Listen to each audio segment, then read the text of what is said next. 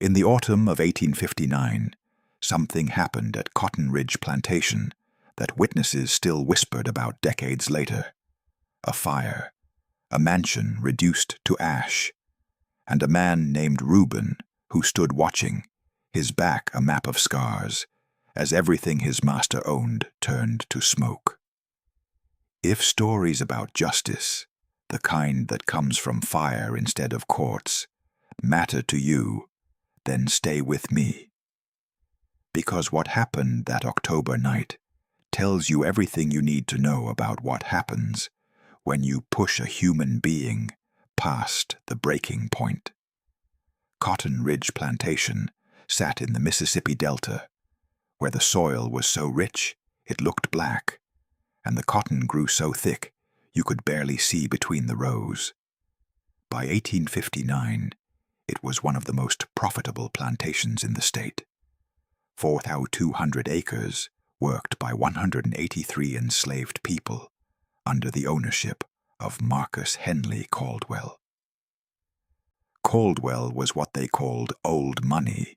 His grandfather had made the family fortune in the early days of cotton, and Marcus had inherited an empire. He was 47 years old, educated at Princeton, refined in his manners, and absolutely brutal in his management of human property. The thing about men like Caldwell is they believed in their own righteousness. They genuinely thought slavery was a benevolent institution, that they were civilizing an inferior race, that their brutality was a form of education. That made them more dangerous than the openly cruel masters, because they never questioned themselves. Reuben arrived at Cotton Ridge in 1844, 15 years before the fire. He was 14 years old, purchased from a bankrupt plantation in Georgia. The bill of sale listed him as healthy male, field ready, some scarring from previous discipline. Some scarring, that's what they called it. As if the keloid ridges that covered Reuben's back from shoulders to waist were just minor blemishes, decorative marks of no consequence. The scars had come from his previous master, a man in Georgia who believed that regular whippings kept slaves obedient. Reuben had received his first lashing at age 7 for taking an extra piece of cornbread, the second at 9 for walking too slowly, the third at 11 for making eye contact with a white overseer. By the time he was sold at 14, Reuben's back was a horror, layers upon layers of scar tissue, some healed smooth, others raised and twisted, a permanent record of every time he'd been deemed insufficiently submissive. Marcus Caldwell examined those scars when he purchased Reuben, ran his fingers over them like a man appraising livestock, which is exactly what he was doing. "This boy's been beaten," Caldwell observed to his overseer, a man named Silas Crenshaw. "Yes, sir. Previous owner had a heavy hand." Caldwell walked around Reuben, inspecting him from all angles. "But he's strong. Good bone structure. He'll make a fine field hand if properly managed. The question is whether he's been broken or just bent." Reuben kept his eyes on the ground, his face expressionless. He'd learned long ago that the key to survival was invisibility. Show no emotion. Give them nothing to react to. Be a body, not a person. "Put him with the second gang," Caldwell decided. "Hard work, but not the hardest. Let's see what he can do." And so Reuben went to work in the cotton fields of Cotton Ridge. The plantation was organized with brutal efficiency. Caldwell divided his enslaved workers into 3 gangs. The first gang, the strongest, healthiest workers, cleared new land and did the heaviest labor. The second gang planted, cultivated, and harvested cotton. The third gang, children, elderly, and the infirm, did lighter work around the plantation. Reuben was assigned to the second gang. He worked from can see to can't see, from the moment there was enough light to work by until darkness made work impossible. 16, 17, sometimes 18 hours a day during harvest season. The work was backbreaking. Cotton is a deceptive crop. The plants look soft and fluffy, but picking cotton shreds your hands. The bolls have sharp edges that cut your fingers. The sun beats down without mercy. Your back screams from bending over thousands and thousands of times. And Cotton Ridge had quotas. Every picker had to harvest a minimum amount each day. Miss your quota, and you faced the whip. Reuben learned the rhythm of Cotton Ridge quickly. Wake before dawn, eat a handful of cornmeal mush, walk to the fields, work until your hands bled and your back seized and your legs trembled. Return to the quarters after dark. Eat more cornmeal mush, maybe a bit of salt pork if you were lucky. Sleep on a dirt floor or a rough wooden platform. Wake before dawn and do it again. Sundays they had off, theoretically. In practice, Sunday meant mending clothes, tending small garden plots, doing all the maintenance work that couldn't be fit into the regular week. It was a life designed to destroy you slowly. To use up every bit of value in your body and then discard you when you were too broken to work anymore. But Reuben survived. More than survived. He endured. He was strong, stronger than most, and he learned to pace himself, to work efficiently rather than frantically, to meet his quota without destroying his body in the process. He also learned Cotton Ridge's unwritten rules. Stay away from the overseer, Silas Crenshaw, who was quick with his whip and quicker with his fists. Never look at a white person directly. Never be the first or last in line for anything. Being noticeable was dangerous. Keep your head down, your mouth shut, your body moving. The scars on Reuben's back served as a constant reminder of what happened when you broke the rules. He could feel them when he moved, tight and pulling. Other slaves could see them when he worked shirtless in the fields. They marked him as someone who'd been disciplined, someone who'd learned his place. Or so everyone thought. But scars tell a different story, depending on who's reading them. To Marcus Caldwell and Silas Crenshaw, Reuben's scars proved the effectiveness of corporal punishment. To the other enslaved people at Cotton Ridge, those scars were a warning about the cost of resistance. To Reuben himself, every scar was a reminder of something else entirely. Rage. He never forgot who gave him each mark. The overseer in Georgia, who'd beaten him for taking bread. The master's son who'd whipped him for not moving fast enough. The slave trader who'd struck him with a cane for stumbling during the march to auction. Reuben remembered every face, every name, every casual cruelty. And he carried that memory in his body, in the twisted tissue that covered his back, in the way his skin pulled tight when he moved. The rage was always there, burning low and steady like banked coals. Reuben couldn't afford to let it flare. That would get him killed. But he couldn't extinguish it either. So he learned to live with it, to channel it into his work, to let it fuel him through days that would have broken someone who didn't have that core of molten anger keeping them moving. Years passed. Reuben grew from a teenager into a man. His body hardened from the constant labor, shoulders broad, arms thick with muscle, hands calloused until they barely felt the cotton bolls anymore. Marcus Caldwell noticed Reuben's development.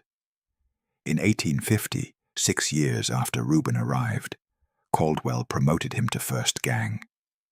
The work was harder, but Reuben proved capable. He could fell trees, break rocks, clear land, as well as men who'd been doing it for decades. Caldwell also began using Reuben for special tasks. When a barn needed building, Reuben was on the crew. When heavy machinery needed moving, Reuben was called. When there was any job requiring strength and endurance, Reuben was the first choice. This might have been a blessing, special treatment, recognition of his capabilities. But Reuben understood what it really meant. He was valuable, which meant Caldwell would extract every possible ounce of labor from his body before discarding him. In 1852, something happened that deepened Reuben's rage into something harder and colder. A woman arrived at Cotton Ridge. Her name was Sarah, and she'd been purchased from an estate sale in Alabama. She was 22 years old, quick with her hands, and had a smile that made Reuben's chest ache the first time he saw it. They courted the way enslaved people courted. Stolen moments between work, brief conversations in the quarters, glances across the cotton fields. After 3 months, they asked Marcus Caldwell's permission to marry. Slave marriages had no legal standing, but most masters allowed them. It kept people relatively content, and children born to enslaved women were automatically the master's property. More workers, more wealth. Caldwell gave his permission. He even arranged a small ceremony, allowing a preacher to officiate. It was one of his benevolent gestures, the kind he'd point to as evidence that slavery wasn't as harsh as abolitionists claimed. For 2 years, Reuben and Sarah built what life they could. They lived in a cabin in the quarters, 2 rooms, dirt floor, gaps in the walls where the wind came through. But it was theirs. They grew vegetables in a small plot. They talked about having children, though both were terrified of bringing babies into slavery. Sarah worked in the big house, doing laundry and helping the cook. It was better than field work, less physically demanding, though it meant constant proximity to the Caldwell family and their moods. Then came the day that broke something in Reuben. Sarah was working in the summer kitchen when Marcus Caldwell's son James cornered her. James was 19, home from university, drunk on his father's whiskey and his own sense of entitlement. What happened next was a story as old as slavery itself. James forced himself on Sarah. She fought, scratched his face, screamed for help. When other slaves came running, James accused Sarah of attacking him unprovoked. Marcus Caldwell believed his son, of course. Or maybe he didn't believe him, but didn't care. The result was the same. Sarah was whipped, 20 lashes in the yard, while the entire plantation was forced to watch. Reuben was made to stand in the front row, held by 2 overseers, forced to witness every strike. After the whipping, Sarah was sold. Caldwell claimed she was too dangerous to keep, that she'd proven violent and uncontrollable. Within a week, she was gone, sold to a trader heading west. No chance for Reuben to even say goodbye. Reuben tried to intervene, tried to explain what really happened, but Silas Crenshaw shut him down with a pistol to his head. "Your wife attacked Master James," Crenshaw said. "Be grateful Master Caldwell is only selling her and not having her hanged. Now get back to work before you join her." That night, Reuben sat alone in the cabin he'd shared with Sarah. Her scent still lingered in the blankets. Her cooking pot still sat by the fire. Her presence was everywhere and nowhere. And Reuben felt something inside him crystallize. The rage that had been burning low and steady suddenly froze into something sharp and hard and patient. He would survive. He would endure. He would wait. But someday, somehow, Marcus Caldwell and everyone who'd enabled this system would pay. The years after Sarah's sale were the hardest of Reuben's life. He worked mechanically, his body moving through familiar motions while his mind wandered elsewhere. He spoke less, smiled never, became a ghost in his own life, present but not really there. The other enslaved people at Cotton Ridge noticed the change. Some tried to reach out, tried to comfort him, but Reuben had closed himself off. Caring meant vulnerability, and vulnerability meant more pain. He couldn't afford either. Marcus Caldwell also noticed, but in a different way. He saw that Reuben had become more compliant, more submissive. The man who'd once shown flickers of personality had been replaced by a perfectly obedient automaton. "You see," Caldwell told his overseer, "that's what happens when you're firm but fair." Reuben needed to learn his place. Losing his wife taught him that lesson better than any whipping could have. Crenshaw agreed. He's been a model worker since. No complaints, no resistance. Just does what he's told.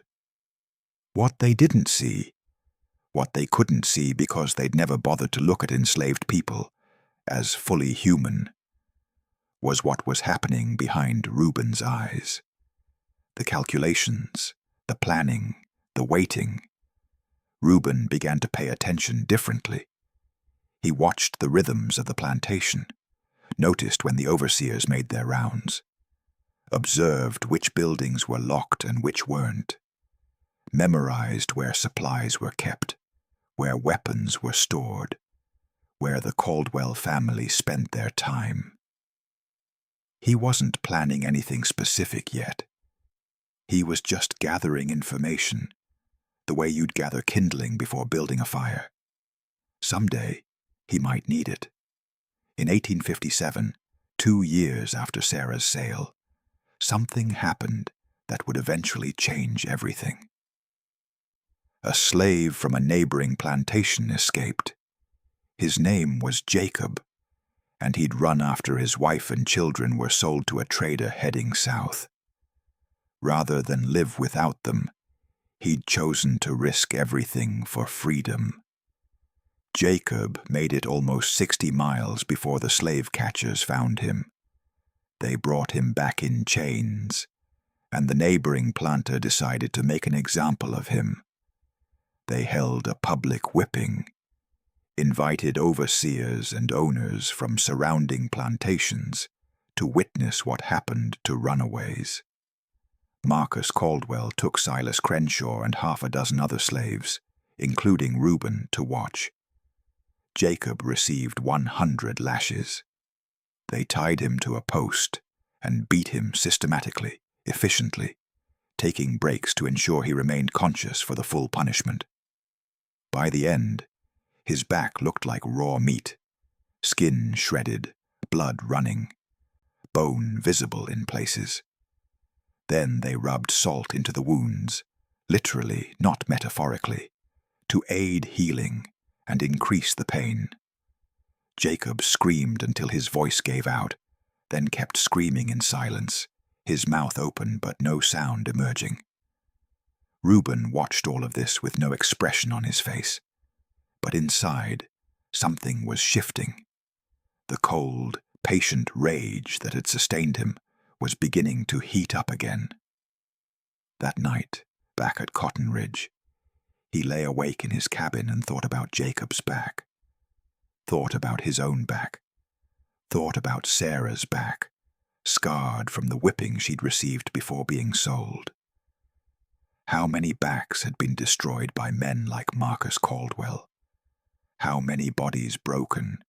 How many lives shattered? How many people had been reduced to meat and bone and scar tissue in service of cotton and profit? Too many to count, too many to even comprehend. But every fire starts with a single spark. The year 1859 brought change to Mississippi. Tensions were rising between North and South. Abolitionists were growing bolder. Slave rebellions were being whispered about, and plantation owners were becoming paranoid.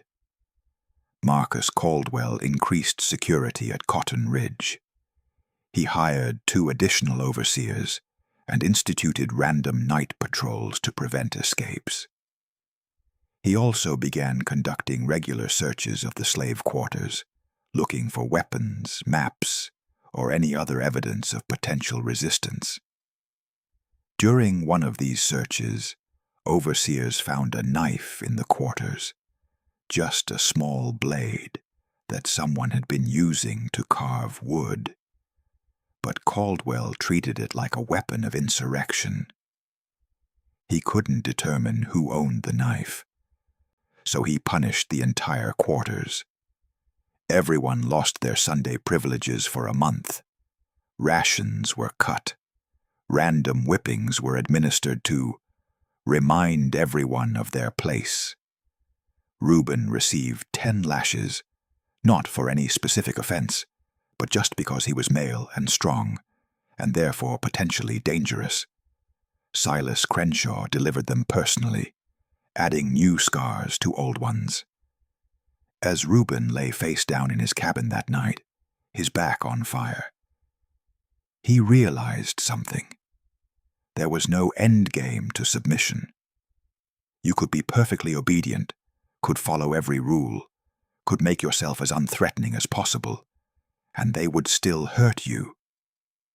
Because the cruelty wasn't about your behavior.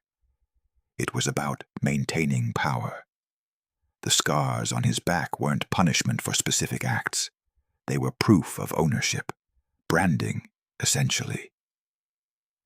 A way of marking his body as property, of reminding him with every movement that he belonged to someone else. And Reuben decided, lying there in the dark, with his back screaming and his eyes dry, that he was done accepting that reality. He didn't know what he would do yet, but he knew he would do something. The moment came on October 17th, 1859. That day started like any other. Reuben woke before dawn, ate his cornmeal, walked to the fields. The cotton harvest was nearly complete, which meant everyone was working at maximum intensity to get the last of the crop in before rain could ruin it. Around noon, a messenger arrived at Cotton Ridge with news. John Brown had raided the federal armory at Harper's Ferry, attempting to start a slave uprising. He'd been captured, and rumors were flying about how many slaves had joined him, what the North's response would be, whether this was the start of a larger insurrection. Marcus Caldwell flew into a rage. He immediately ordered all work stopped and assembled the entire plantation in the yard. "You will have heard rumors," Caldwell announced, "about a madman trying to incite slave rebellion. I want you all to understand something clearly. Any slave who participates in rebellion, who attempts escape, who raises a hand against any white person, will be killed. Not whipped, not sold, killed. Is that understood?" Silence. "I asked if that's understood." A murmur of "Yes, master," rippled through the assembled slaves. "Furthermore," Caldwell continued, "we will be increasing security measures. No slave is to be outside their cabin after dark, for any reason. No gatherings of more than 3 people, without overseer supervision. Anyone found with any item that could be used as a weapon will be shot on sight. We will maintain order here, by God, no matter what chaos erupts elsewhere." That evening, after a day of tense work and nervous glances, Reuben returned to his cabin. But he didn't sleep. He sat in the dark, thinking about John Brown, about Harper's Ferry, about the fact that someone, a white man even, had been willing to die to end slavery. And Reuben thought about his own death, about the fact that he'd spent 15 years at Cotton Ridge surviving, enduring, waiting. For what? To die eventually anyway, used up and discarded, having never fought back, having never made his oppressors pay any price for what they'd done. That night, Reuben made his decision. He didn't plan an escape. He'd seen too many escape attempts fail, seen too many people brought back in chains or killed trying to run. He didn't plan a rebellion. There was no way to coordinate one without being discovered, and the reprisals would be brutal. But he could do something. One thing. One act that would cost Marcus Caldwell dearly and make it clear that some people could be pushed only so far. Reuben knew the plantation's layout intimately, knew where the big house sat, surrounded by magnolias and perfectly manicured lawns. Knew where Caldwell kept his cotton storage, 3 large barns filled with harvested cotton waiting to be ginned and shipped. He also knew, from years of watching and listening, that Caldwell was heavily in debt. Despite the plantation's size and productivity, Marcus had borrowed extensively to expand, to purchase more land and more slaves. His creditors were getting impatient. This year's cotton crop represented everything. If it sold well, Caldwell would be secure. If anything happened to it, he'd be ruined. Over the next week, Reuben prepared. He stole small amounts of materials during his work. Rags, a bit of oil meant for machinery, strips of cloth. He hid them in various locations around the plantation. To anyone watching, he was just doing his normal work. But he was setting the stage. On October 24th, a week after the Harper's Ferry news, Caldwell held a dinner party. He'd invited neighboring planters and their families, partly to discuss the John Brown situation, partly to show that he wasn't afraid, that business would continue as normal. The big house blazed with light. Servants moved in and out, carrying food and wine. Music drifted from the parlor. It was a display of wealth and power, a statement that nothing had changed, that the masters were still in control. Reuben watched from his cabin. He could see the big house from where he sat, could see the silhouettes moving past the windows, could hear the laughter. He thought about Sarah, who'd been whipped and sold for the crime of being raped. Thought about Jacob, beaten nearly to death for trying to reach his family. Thought about every person who'd been broken by this system, including himself. Then he thought about his back, the scars that covered it, the permanent record of every time someone had decided his pain didn't matter, that his body was theirs to damage. And Reuben stood up and walked into the night. The cotton barns were on the far side of the plantation, away from the house and quarters. Reuben had chosen them deliberately. They were far enough away that no one would notice him approaching, but close enough that once the fire started, it couldn't be stopped before spreading. He moved silently through the darkness, carrying the rags and oil he'd hidden. His heart was pounding, but his hands were steady. He wasn't afraid. Fear requires uncertainty, and Reuben was certain about what he was doing. The first barn's door wasn't locked. Why would it be? Cotton couldn't run away. Reuben slipped inside, into the overwhelming smell of raw cotton. The barn was packed floor to ceiling with the harvested crop, representing months of labor and hundreds of thousands of dollars. Reuben soaked rags in oil and placed them strategically around the barn. Cotton burned beautifully once it got going. It was dry, fibrous and tightly packed. All it needed was an initial spark. He did the same in the second barn, then the third.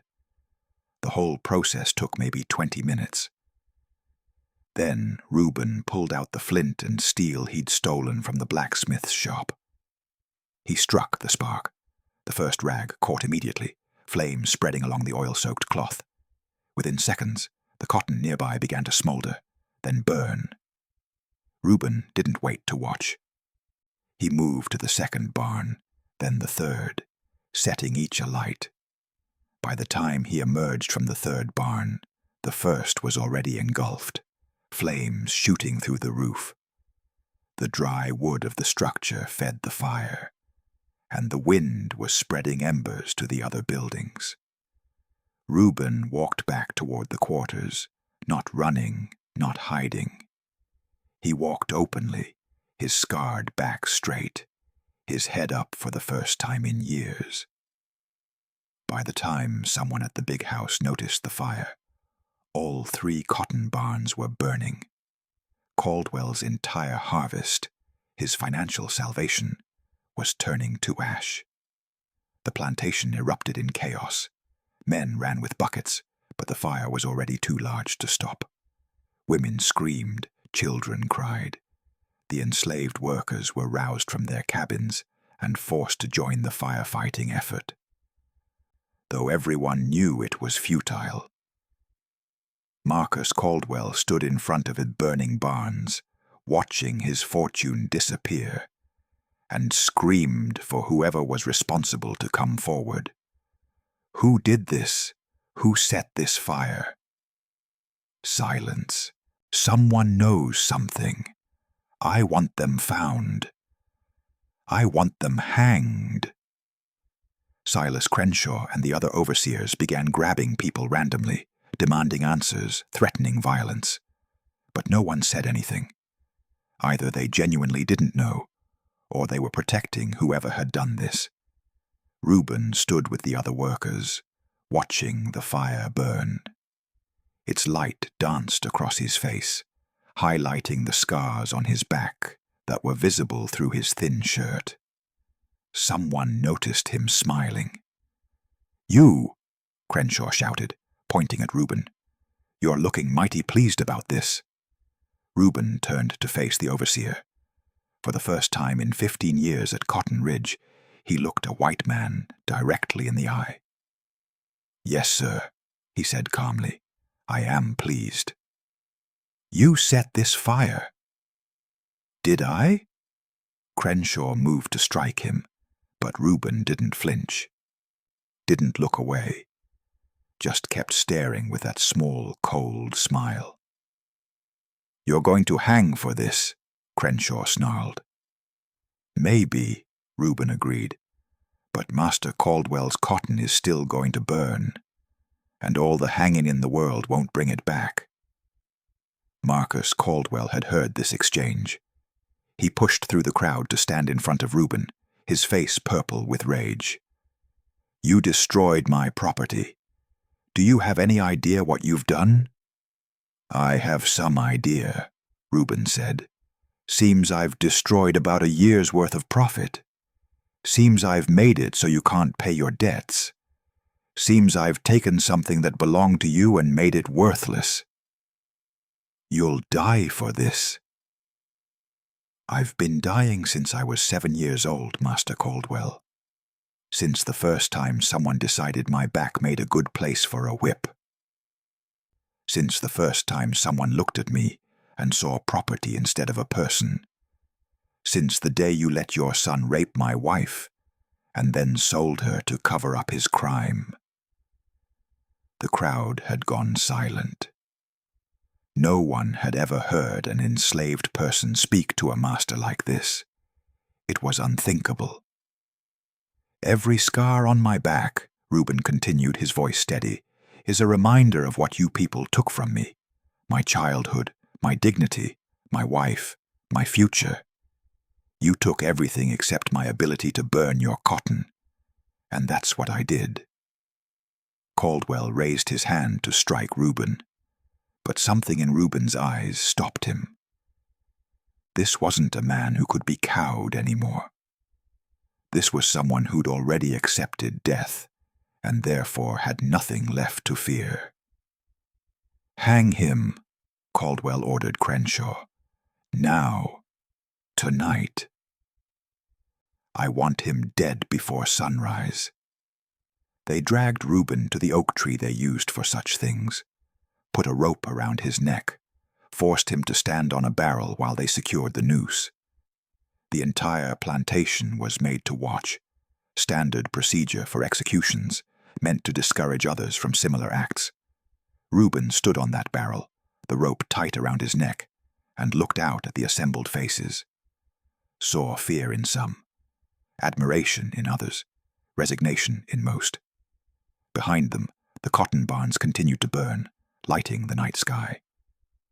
"Any last words?" Crenshaw asked mockingly. Reuben looked directly at Marcus Caldwell. "I want you to remember this night every time you try to rebuild, every time you look at cotton, every time you think about profit. I want you to remember that somewhere, somehow, the people you've broken are still breaking back. Maybe not today, maybe not tomorrow, but eventually." He paused, then added, "And I want you to think about my back. All those scars you people put there, thinking you were teaching me my place. Every one of them was fuel. Every one of them was a reason. You made me what I am. And this," he gestured at the burning barns, "this is what you made." Crenshaw kicked the barrel out from under him. Reuben dropped. The rope snapped taut, and for a moment that seemed to stretch forever. He hung there, backlit by the burning cotton, his scarred back visible to everyone watching. Then his neck broke, and he was gone. But the fire burned for 3 more days. The morning after Reuben's execution, Marcus Caldwell surveyed the damage. 3 barns destroyed, his entire cotton crop gone. Hundreds of thousands of dollars in debt that he now had no way to repay. Within 6 months, Cotton Ridge Plantation was foreclosed on. Caldwell lost everything: the land, the buildings, the enslaved workers who were sold to pay his creditors. The family that had owned Cotton Ridge for 3 generations was ruined. Marcus Caldwell died 2 years later, broke and bitter, still insisting that Reuben's act had been simple criminality rather than the inevitable consequence of a system built on brutality. But others understood better. The enslaved people who'd witnessed what happened told the story to others. It spread through the slave quarters of Mississippi, then to other states, carried by people who were sold or escaped or simply passed information along invisible networks. The story changed in the telling, got embellished, mythologized. Some versions claimed Reuben had burned down the big house too.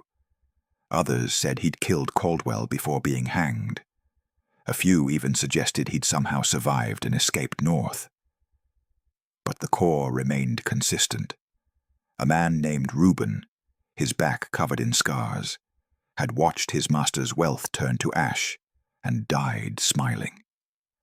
The story mattered because it proved something important, that even in the most oppressive circumstances, resistance was possible, that people who'd been beaten and broken could still fight back, that masters weren't invincible, that their power had limits, that sometimes the cost of rebellion was worth paying.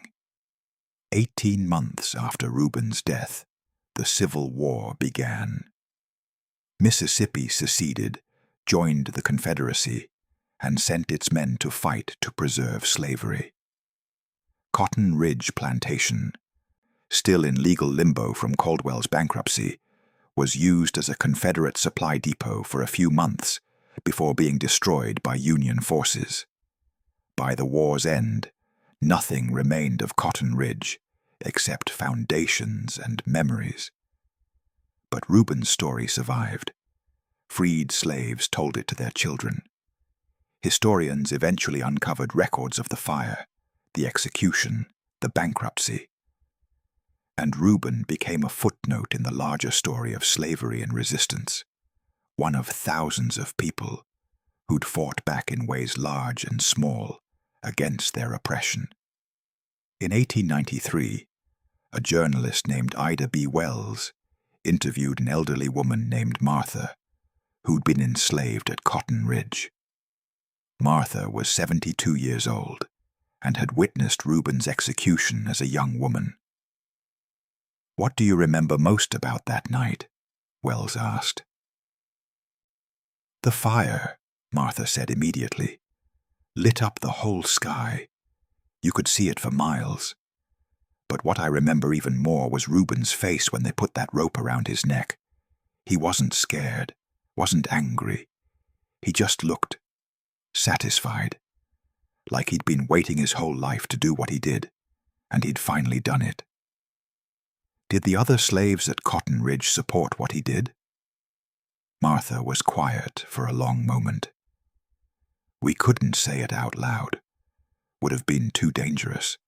But yeah, we supported it. Every single one of us would have done the same thing if we'd had the courage. Reuben had the courage." "What happened to his wife?" "Sarah, wasn't it? Never saw her again after she was sold. Don't know if she survived, where she ended up, nothing. That's how it was. People just disappeared from your life, and you never knew their fate." "Do you think Reuben's act accomplished anything? Changed anything?" Martha smiled. "Burned Caldwell's cotton, didn't it? Ruined him financially. Showed every slave in Mississippi that masters weren't untouchable. That's not nothing. That's something worth dying for." The scars on Reuben's back were documented in the trial records, though the records called them marks of previous discipline, without details about how they'd been inflicted or what they represented. But if you understand anything about slavery, you understand what those scars meant. Every line was a story of pain. Every ridge was a moment of humiliation. Every twisted bit of scar tissue was a piece of humanity taken and not returned. Reuben carried that history on his body, and when he stood in front of those burning barns, when he looked Marcus Caldwell in the eye and refused to show fear or regret, he was speaking for every person whose back had been similarly marked. He was saying, "You did this to us. You broke our bodies and claimed it was for our own good. You scarred us and called it discipline. You destroyed us and called it property management. And now we're going to break you back." The fire at Cotton Ridge wasn't the largest act of slave resistance. It didn't free anyone. It didn't change laws or start rebellions. It was just one man, pushed past his breaking point, taking the only revenge available to him. But it mattered. It mattered to the people who witnessed it. It mattered to the people who heard the story. It mattered as proof that resistance was possible, that the oppressed could strike back, that power wasn't absolute. And it mattered as a reminder that every system of oppression, no matter how entrenched, contains the seeds of its own destruction, because you can only push people so far before they stop caring about consequences and start caring only about making you pay. Reuben's scars were inflicted by masters who thought pain would ensure obedience. Instead, those scars became fuel for resistance. Every mark was a reason. Every wound was motivation. Every moment of suffering was stored up, accumulated, turned into the kind of rage that burns as hot and lasting as cotton in a barn. 3 days those fires burned. Long enough for the news to spread to neighboring plantations, for people to talk about what had happened, for Marcus Caldwell's ruin to become public knowledge. And for 3 nights, enslaved people across Mississippi looked at the glow on the horizon and understood what it meant. Someone had fought back. Someone had made the masters pay. Someone had chosen death over submission. That's a powerful message. Dangerous, subversive, inspiring. Exactly the kind of message that would terrify plantation owners and give hope to the enslaved. So they tried to suppress the story, tried to say it was an accident, a lightning strike, anything but deliberate arson by a slave. But too many people had witnessed Reuben's confession, had heard him claim responsibility, had seen him smile as the barns burned.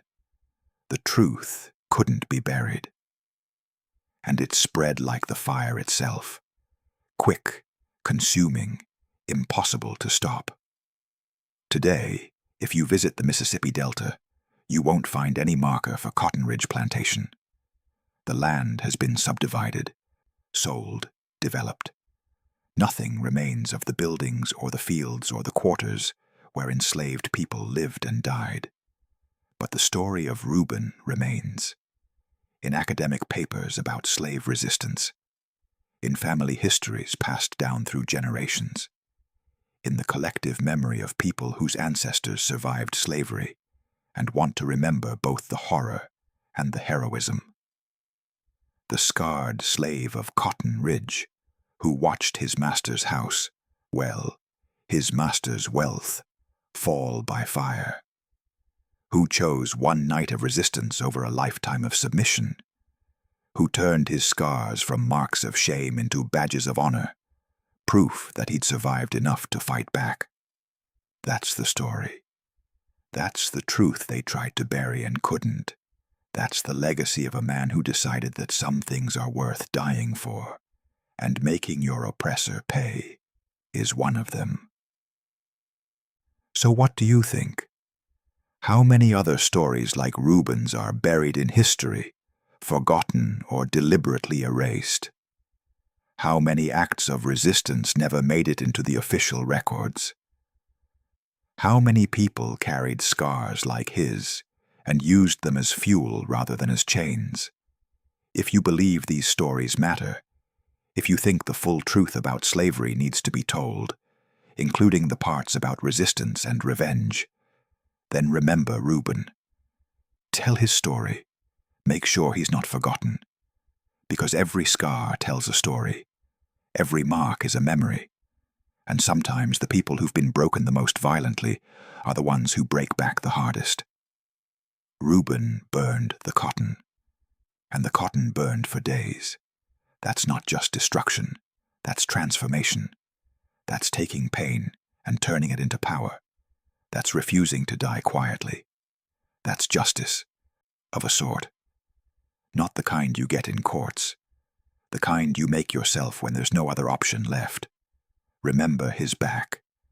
Remember his scars. Remember the fire. And remember that systems built on cruelty eventually burn, one way or another, because the people they crush become fuel for their own destruction. That's the lesson of Cotton Ridge. That's what Reuben taught us. That's why his story matters, even now, more than 160 years later. The scars never fade. But sometimes, if you're lucky and brave and angry enough, you can make sure they mean something.